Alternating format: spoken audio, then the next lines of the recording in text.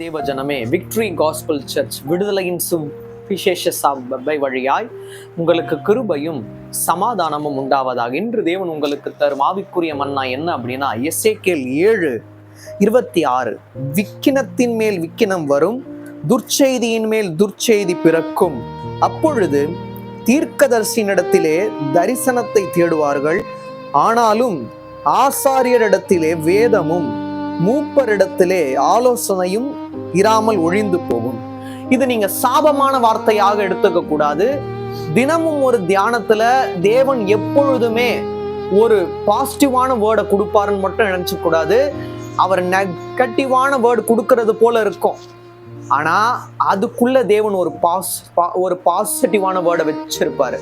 இதுல என்ன அப்படி இருக்கு அப்படின்னா, துர்ச்செய்தியின் மேல் துர்ச்செய்தி ஏன் பிறக்குது அப்படின்னா, தீர்க்க தரிசன வார்த்தைகளை நீங்கள் நம்பாமல், ஆலோசனையை கேட்காமல், மூப்பர்களை நீங்கள் உதாசீனப்படுத்தும் போது கண்டிப்பாக துர்ச்செய்தியின் மேல் துர்ச்செய்தியில் நீங்கள் கேட்பீர்கள். நீங்க நல்லா பாருங்க, எல்லா தீர்க்கதரிசிகளை விட மேலான தீர்க்கதரிசி ஆண்டவராகிய இயேசு கிறிஸ்து. அனைத்து ஆசாரியர்களை விட பிரதான நித்திய ஆசாரியன் ஆண்டவராகிய இயேசு கிறிஸ்து. அனைத்து மூப்பர்களை விட ஆண்டவராகிய இயேசு கிறிஸ்து நிரந்தரமான ஒரு மூப்பரா இருக்கிறார். அப்ப நல்லா பாருங்க, இங்க இருக்கிற ஒரு தீர்க்கதரிசிகள், அதாவது தீர்க்கதரிசி அப்படின்னா ஏதோ வாய்க்கு வந்ததை பேசுபவர்கள் தீர்க்கதரிசிகள் அல்ல. வேதத்திலிருந்து வேத வசனங்களை தீர்க்கமாய் யார் சொல்லுகிறார்களோ அவர்களே தேவனால் அபிஷேகம் செய்யப்பட்ட தீர்க்கதரிசிகள். தீர்க்கதரிசிகள் நான் தீர்க்கதரிசி என்று போட்டுக்கொள்ள மாட்டார்கள். தேவனால் அபிஷேகம் செய்யப்பட்டவர்கள், அழைக்கப்பட்டவர்கள் ஒரு நாளும் நான் தீர்க்கதரிசி, என்னோட வாயிலிருந்து வரக்கூடிய வார்த்தைகள் தீர்க்க தரிசனமான வார்த்தைகள் என்று சொல்ல மாட்டார்கள். வேதத்தில் இருக்கிற வார்த்தைகளை நீங்கள் நம்புவீர்களானால் அதுவே தீர்க்க தரிசனமான வார்த்தைகள், அதுவே தீர்க்கமான ஒரு வார்த்தையை கொண்ட ஒருவரிடமிருந்து வெளிப்படும் ஒரு வார்த்தை. தீர்க்கமான ஒருவர் தேவனிடத்தில் தீர்க்கமாக இருக்க வேண்டியதை நம்பணும். ஆண்டவராகிய இயேசு கிறிஸ்துவே உண்மையான தீர்க்கதரிசி, அதை நம்பி வாழணும். ஆண்டவராகிய இயேசு கிறிஸ்து நம்மை ஒரு காரணத்துக்காக அழைத்திருக்கிறார். அந்த காரணத்தை விட்டு நீங்கி நாம் தீர்க்கதரிசி என்று மேன்மை பாராட்ட அல்ல.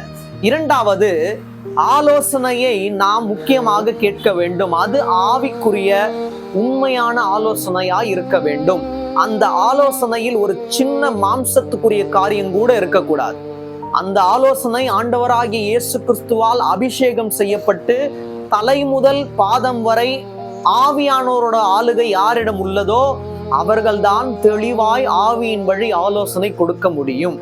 அந்த ஆலோசனையை கேட்காம மூப்பர் அவங்களுடைய ஆலோசனையை நீங்க மதிக்காம ஆசாரியரோட வேதத்தை நிராகரிச்சிங்க அப்படின்னா உங்களுக்கு ஆபத்து காலம் விரைந்து வருகிறது. 3 விஷயம் நல்லா ஞாபகம் வச்சுக்கோங்க. இந்த தீர்க்க தரிசனமான வார்த்தைகளை ஒரு நாள் அசட்டை பண்ணி வாழாதீங்க. அவ்வாறு கீழ்ப்படிந்து வாழ்ந்தால் உங்களுக்கு நற்செய்தி. இரண்டாவது, ஆலோசனை முக்கியமாக நீங்கள் கேட்க வேண்டும். மூப்பரிடத்தில் அப்புறமா ஆலோசனை இல்லாமல் போகும். இருக்கும் போதே கேட்டுக்குங்க.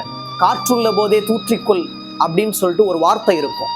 அப்போ ஆலோசனை எந்த இடத்துல இருக்கோ, மூப்பர்கள் ஆலோசனை சொல்றாங்களா, அதுல மாம்சம் இருந்தா கேட்காதீங்க. ஆவி இருக்கும் போது கண்டிப்பாக கேளுங்கள். அது மட்டும் இல்ல, ஆசாரியர்களிடத்தில் வேதம் கிடைக்கக்கூடாத நாட்கள் வந்து கொண்டே இருக்கிறது. அதனால் ஆசாரியர்கள் உங்களுக்கு வேதத்தை போதிக்கும் போது அந்த போதனை ஏதோ நமக்கு மட்டும்தான் அப்படின்னு எடுத்துக்க கூடாது. அனைவருக்கும் சொல்லப்பட்ட வார்த்தை என்று நம்பி வாழுவோம். வேதத்தை ஒரு நாளும் நாம் நிராகரித்து வாழாமல் அதை ஏற்றுக்கொண்டு வாழுவோம். நம் வாழ்க்கையில் துர்ச்செய்தி இனி கேட்கப்படாமல் நற்செய்தியை நம்முடைய காதுகளும் இருதயமும் கேட்கும்படியாக தேவன் செய்வார்.